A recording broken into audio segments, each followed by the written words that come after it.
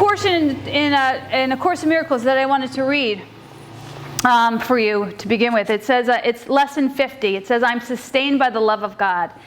It says, here's the answer to every problem that will confront you, today and tomorrow and throughout time. In this world, you believe you're sustained by everything but God. Your faith is placed in the most trivial and insane symbols. Pills, money, protective, clothing, influence, prestige, being liked, knowing the right people, and an endless list of forms of nothingness that you endow with magical powers. Isn't that interesting? Like, guilty. Been there, done that. Trying to find my good in everything but God, you know? It goes on to say, all things are your replacement for the love of God. All these things are cherished to ensure a body identification. They're songs of praise to the ego. Do not put your faith in the worthless. It will not sustain you. So here at SpeakEasy, it doesn't matter what you call God. You know, it really doesn't matter what you call God. You could call it Buddha, Mother Mary, you know, Paramahansa, Yogananda. It does not matter. It's just that you do call it, and that you call it first before all else. You know, you could call it the, you know, wisdom of love. You know, for many people, that's what it boils down to. That's what my God is. It's just the wisdom of love. You know, what would love have me do? So it goes on to say, only the love of God will protect you in all circumstances. Love is so protective. It allows you to do so many great things. It will lift you out of every trial and raise you above all the perceived dangers of the world into a climate of perfect peace and safety. It will transport you to a state of mind that nothing can threaten, nothing can disturb, and where nothing can intrude upon the eternal calm of the son and daughter of God. I mean, yeah, breathe that in, right? Like, you know, the idea, if you got a proper God, if you got a big enough God, it should be your cure-all. If you don't have a big enough God, if you're thinking your God's going to judge you or test you, then you need to fire that God and get a bigger God and get a better God. That's what I would say.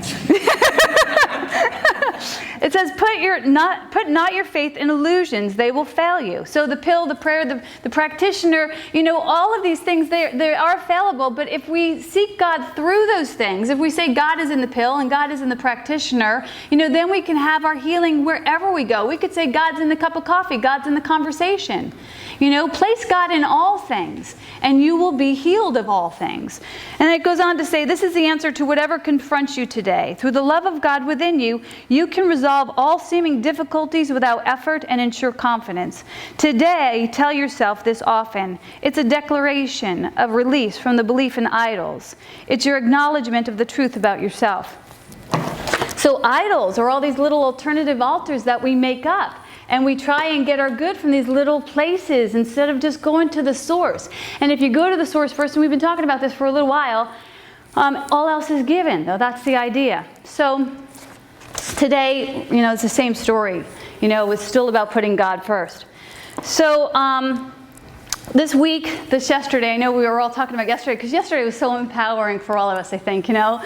I mean, you know, we came together. I pulled Kathy in, I pulled this guy in, pulled that guy in. Like, we still don't know what the hell we're doing here. The truth, you know what I mean? We're like, we're doing church, unchurched thing called sign of church. I don't know what but we're in. Just join us, you know.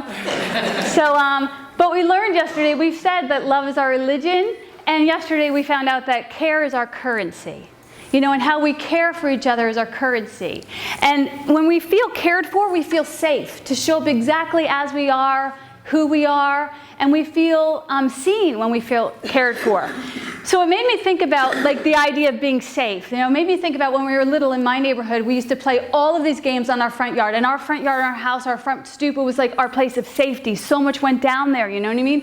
And one of the things that we played was tag. And we'd run around the whole neighborhood like banshees. And when we got tired of running, we'd stamp on the front porch and we'd say, home base, I'm safe. And we'd yell out for, I'm safe, don't tag me, I'm safe, you know?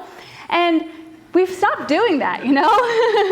We've stopped saying, like, I'm safe here. We've stopped finding where we're safe, you know, our home where we can find safety. And so, you know, coming here together with each other gives us a place of safety, a place to rest, a place to, like, unravel our weariness and get restored. My sisters, I have 5 older sisters, and they would be playing games, like, all night long. Like, we didn't have that much money, so we invented all of these games. And one game that they invented, my sister Barbara, she would take a stone in her hand and she'd have us all lined up on the front stoop, and she'd come to you, it's called Which Hand Is It In? That was the game. And she'd come to each other and she'd go, which hand is it in? And if we guessed the right hand, we got to move up one stoop. And then that was like working on your intuition, like it was magical. I knew what hand it was in. And then if you didn't get it right, you had to move down. So these were like grades, and we thought that was the greatest game. But we invented this other game, and it gave me a powerful lesson, and it was a game called Snow Monster. And one day we came out of our house, and our stoop was completely gone because it was so much snow had covered our whole front stoop. And my sisters went running out into the snow and went diving deep right into the snow and buried themselves.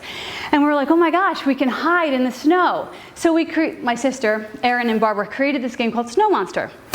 We cleared the path all the way down to the sidewalk, and we made this little hub for my little brother Jimmy, and we dug it out and we shoved him in there, and we said, when we give you the okay, you're going to jump out and scream and scare whoever comes by. So we did a couple practice runs, and we were ready to go. And this young hippie couple comes down the street. They might have been stoned out of their gourd or whatever, but we were like, okay, Jimmy. And Jimmy goes, ah! And they were like, ah! And they fell back into the snow, and they started laughing, and we were like, this is good. This is awesome. We died of laughter, So we're like, let's do it again. Get him back in the snow. We hide him in there, and we see this old guy coming down the way, and we're like, okay, we got him. We're all like, this guy, we're going to get him, And we're like, okay, Jimmy. And Jimmy runs out, and the guy falls back into the snow, except he's not laughing, right? And we're like, oh, he's not getting the joke. And then he gets up, and he's all angry, and he pulls his hat on, and he's like, that would have been funny for anyone if we didn't just have a heart bypass. And we're like, And he doesn't go walking on. He goes walking up to our front door, and he knocks on the door. And my mom comes to the door with the baby on her hip. My mom had 8 kids, and she looked so little next to this guy. He was big and angry, and he was like, your kids, they could have killed me. You want a dead man in your front yard? And my mom, I just watched her kind of fold inside of herself, and she was so ashamed, And that night, she ran with the story of shame, and she told my dad. My dad got home, she was like, yo, do you mean was killed a man on the front yard today? Oh my God, these kids are driving me crazy, and went on with this story. And my dad said, okay, Jimmy, after dinner, you're going to get hit with the belt. Now, this wasn't a normal occurrence. My dad, no one got hit with the belt in my house, but we were like, what does that mean? And me and my sisters were like, oh no, Jimmy? He's going to get hit with a belt? And my sisters and I instantly became this Greek choir of sadness. And we just started bawling. And after dinner, Jimmy went up the stairs with this little crew cut, and we followed behind him, me and my sisters just crying. And my father looks at us and he's like, what are you crying about? And we're like, And none of us wanted to say, don't hit Jimmy with the belt, because my dad had made up his mind, And we were scared, though. It was like this horrible thing. And my sister Erin stepped out of this little crowd that we were in, and she said, Dad, I don't want you to hit Jimmy with the belt. And then my dad said to her, well, someone's going to be punished. And she said, I will. And my dad said, you're going to take his punishment? And I remember shaking my head saying, no, don't do that. And I watched her shake her head, yeah. And I watched my little brother get off the bed, and I watched my sister lay down. And then I didn't watch anymore, because how can you, right? And then afterwards, we went downstairs to dinner. And I sat across from this little child who knew about radical care. She was willing to lay down her well-being to care for somebody less fortunate than herself. And I've never, ever forgotten that lesson. It was such a powerful lesson. Now, I'm not here to debate whether or not my dad was a good dad, because that's undebatable. My dad was a fantastic father. This was just a day when he had a bad day. We have all had bad days. 9/11 was a really bad day for all of us, right? So that's not debatable. My dad was a great dad. But what I did learn was this lesson about radical care, right? And I know that it made a huge impression on me, that what could be possible for even a little kid? Like, even a little kid could make such an impact on other people's lives, right? And I know that it made an impression on my brother, because when my brother grew up 15 years ago, he was a fireman, and he watched those 2 towers come down. And instead of leaning back into the crowd, he said to his firehouse, we're going in.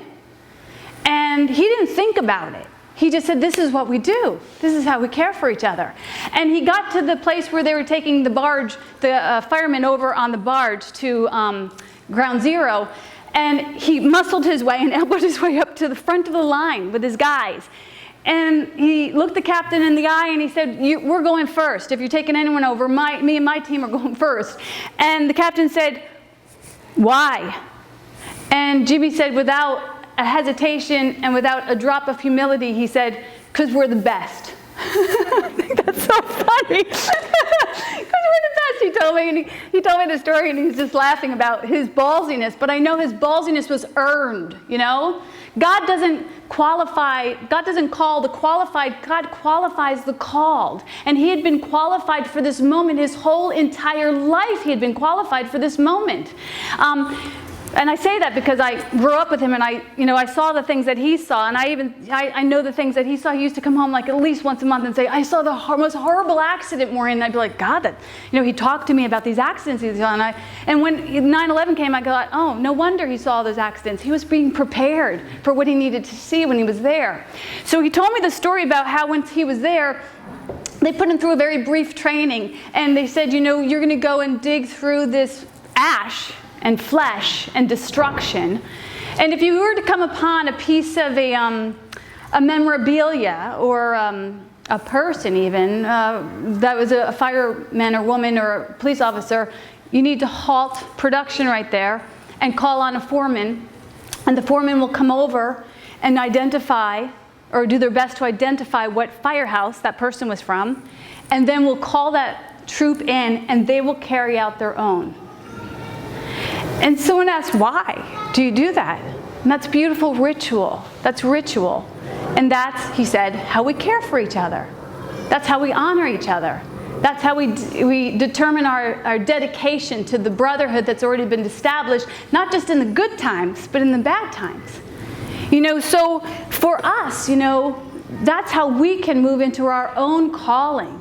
We won't always feel equipped or ready. We might have a lot of doubt or shaky knees or wobbly voices. We might come to our calling and think, no, God has it wrong. But really, it's how we step forward to care for each other that actually qualifies us to be good caregivers. So the idea is that God qualifies each of us, that we're each qualified for our calling. And I can imagine that some of you find a calling in your heart, like every once in a while you're kind of think about this thing that you feel called to do.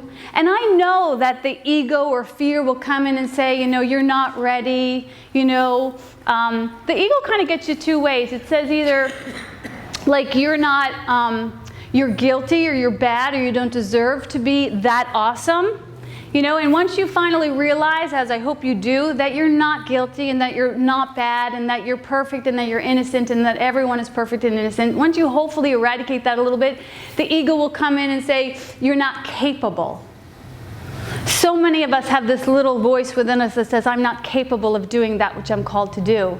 I don't know how to do it. And we kind of fall asleep under our own confusion. But really, it's in the doing of it that proves to ourselves that we're capable. Like, we can't learn our capability from reading it in a book or having a conversation with a friend about it. We actually have to put our feet on the ground and walk toward it. We actually have to say, no, this is really who I am today, not because my mouth has told you, but because my actions are demonstrating it. So today, if all of us are really demonstrating who we're here to be, the world would be so much better for all of us. And we each have a very important piece to play in the great mosaic of God. Each of us are so important. Eileen came over yesterday. We went around the circle saying, what are our gifts that we bring to the community? And she was like, I don't know. I bring flowers. You know what I mean? But these flowers are so important, They're so important, especially when we have these days of ash and rubble. Flowers are so hopeful. And don't think for a minute, whatever your ministry is, that it's, do not underestimate your ministry. Each of us have a beautiful ministry within us that's so important. And again, that's another way the ego will shave us down, is by saying, that's no big thing. Anybody can do that. But let me tell you, I can't do flowers, and I cannot do a table like this woman does a table, and I can't do a meal like this woman does a meal. And there's a lot of things that I can't sing a song like Kathy does a song. And, but all of us are going to dip into our own bucket of genius. And that's what we need to bring forth, is our own bucket of genius, to see what is our part to play. We can't be everything. We could be everything, but there's just, it's so much nicer to go deeper into your genius as opposed to spread yourself thin and try everything. At least that's been my experience. Like, it's really nice to claim who you're here to be. So this week, when we say we belong to each other, the bigger question is, what do I bring to the party? How can I show up in a bigger way than ever before? How can I step forward and qualify myself by saying yes to who I'm here to be? And there's many ways that you can do that in community, but there's also many, many, many ways in the world that you can do that. There's so many people, as we said last week, who are really desperate for a kind word, really desperate for a generous ear, really desperate for, just a moment of being witnessed and being seen. And that's how we support each other in really recognizing that we do belong to each other, that we really do belong to each other. There was a woman on the call this morning who said, my husband's over in Germany and I want to say a prayer for him and his safety. And what came up from the conversation was, in A Course in Miracles, we talk about our special relationships, and sometimes special relationships can get in the way of holy relationships. So special relationships are where I'm saying, let me just pray for the safety of my husband, as opposed to, let me pray for the safety of the world. And if my husband's not beneath my nose, let me love the one I'm with. Like, let me really be willing to love the guy on the street as much as I love my kids. Like, that would be optimal care. And we're moving towards that. Right now, there might be even a part of our minds that are saying, like, that's impossible. Like, how could I ever love the guy on the street the way I love my child? But really, when we get down to it, like, how can we not? These men and women who are in service, these flight attendants, they're the ones who kind of have to care for us while we're flying, and we are dependent on them to show up. And then today, these are the kind of jobs that we think firemen and police officers and, flight attendants. Am I saying that right, flight attendants? Okay, thank you. Teachers, people who are of service. They a lot of times go unrecognized, but those are the army of angels that pave so many paths for so many of us, and we kind of walk by them like they're stop signs, But imagining these men and women, especially running into a fire, like thank God that there are people that are brave enough to do those kinds of things. It doesn't make what you do any less brave. Like, I know for some people, getting up on stage and singing a song and being an open channel, like that would scare the heck out of a lot of people too. So really, it's what's yours to do today. What you make look easy is sometimes like a riddle for the rest of us. So I really would love to continue to inspire you to recognize your genius is. And if you don't know what your genius is, to ask someone in your close-knit circle to say, what are the strong cards that you witness in me? What are those things that you see me doing better than anybody else, so that I might know that for myself, so that I might hear it one more time, because sometimes it's hard for me to know what my genius is. And we, kind of witnessed that a little bit yesterday. And, a lot of times in these circles, we're so used to speaking about the problem. We'll come to the circle and say, I'm broke, I'm tired, I'm lonely, I got a pain in the ass husband, but we never really inspire each other to say, but what is really working for you today, and where's your genius? And if we could turn the tides on just even one or two conversations, we will see an expansion that's going to help to roll out a red carpet, not just for you, but everyone around you. And that's what we're here to do for each other. Like, to really pave a beautiful pathway to know the true story, not the broken story. We could sing the broken story all day and night. We know all the words, and aren't we tired of it already? So let's listen for that higher calling, that braver opportunity, that more fearless invitation to really be and see in free love in a greater degree, and let go of the limitations of the ego. So that's the story today. That's the story and the whole story. I just wanted to close with another reading that we had from A Course in Miracles. If you don't know the book I'm reading from, this is A Course in Miracles. This is my book. I am what it says I am, and I can do what it says I can do. And that's the truth for you too. And what it says is that we are all innocent children of God and all capable children of God. And that's the good stuff right there. But I wanted to close with today's lesson, if I can remember where it was. Oh, here it is. Yeah, it's a good one. Today's lesson is actually 323. And it says, I gladly make the sacrifice of fear. Here is the only sacrifice you ask of your beloved Son. You ask him to give up all suffering and all sense of loss and sadness and all anxiety and doubt, and freely let God's love come streaming into his awareness and heal him of pain and giving him your own eternal joy. Such is the sacrifice you ask of me, and one I gladly make, the only cost of restoration of your memory to me for the happiness of the world. And as we pay the debt we owe to truth, a debt that merely is the letting go of self-deception and of images we worshipped falsely, truth returns to us in wholeness and in joy, and we are deceived no longer. Love has now returned to our awareness, and we're at peace again, for fear has gone and only love remains.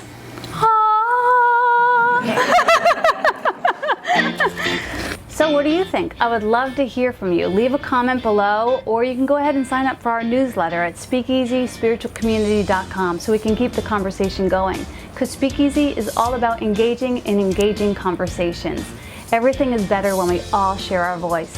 I'm Maureen Muldoon, your spiritual vixen, reminding you to love more and fear less, and don't forget to laugh. What do you say?